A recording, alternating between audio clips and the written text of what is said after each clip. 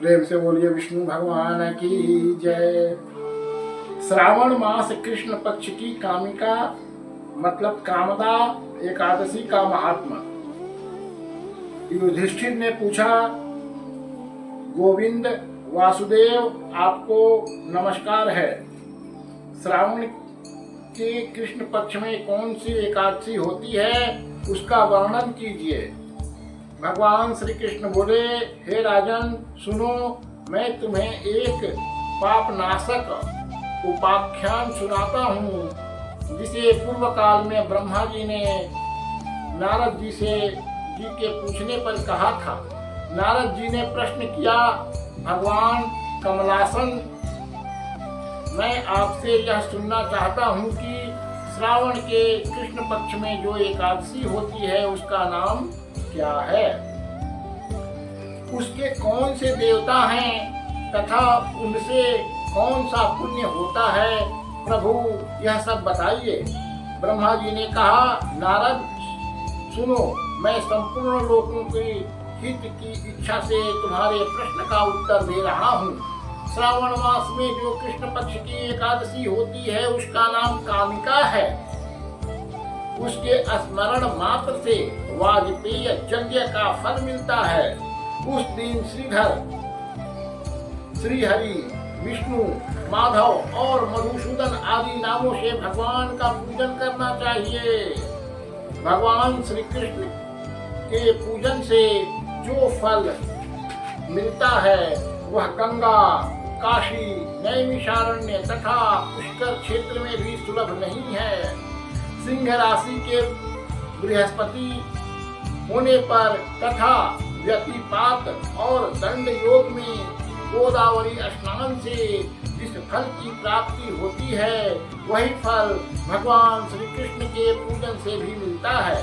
जो समुद्र और वन सहित समूची पृथ्वी का दान करता है तथा जो कामिका एकादशी का व्रत करता है वे दोनों समान फल के भागी माने गए हैं। जो ब्याई हुई गाय को अनान्य सामग्रियों सहित दान करता है, उस मनुष्य को जिस फल की प्राप्ति होती है वही कामिका का व्रत करने वाले को मिलता है।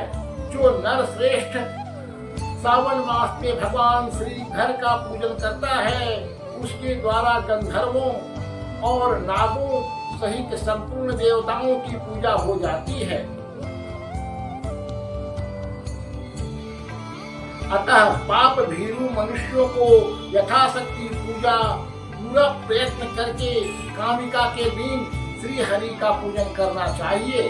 जो पाप रूपी पंख से भरे हुए संसार समुद्र में डूब रहे हैं उनका उद्धार करने वाले के लिए कामिका का व्रत सबसे उत्तम है।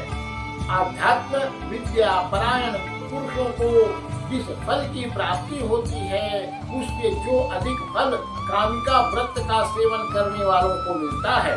कामिका का व्रत करने वाला मनुष्य रात्रि में जागरण करके न तो कभी भयंकर यमराज का दर्शन करता है और न कभी दुर्गति में ही पड़ता है। लाल मणि, मोती, वैदुर्य और मूंगे आदि से पूजित होकर भी भगवान विष्णु वैसे संतुष्ट नहीं होते जैसे तुलसी दल से पूजित होने पर होते हैं।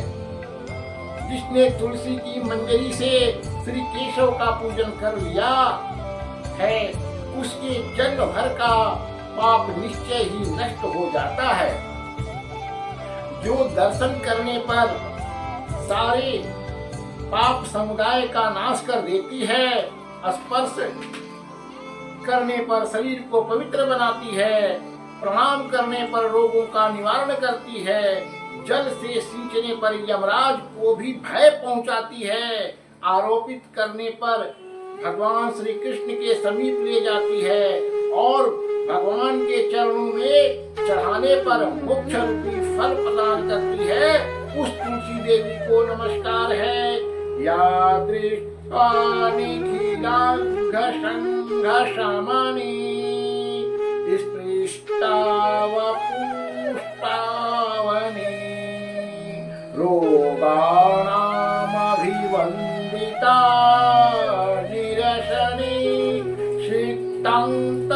निमित्तान्तत्राशिनी प्राप्त्यास्ति विधियायिनी भगवतः कृष्णस्य संरोपिता न्यस्ता तच्चरणे विमुक्तिफलदा तस्यै तुलस्यै नमः। प्रेम से बोलिए तुलसी महारानी की जय। जो मनुष्य एकादशी को दिन रात दीपदान करता है उसके पुण्य की संख्या भी नहीं जानते। एकादशी के दिन भगवान श्री कृष्ण के सम्मुख जिसका दीपक जलता है उसके भीतर स्वर्ग लोक में भी स्थित होकर अमृत पान से तृप्त होते हैं।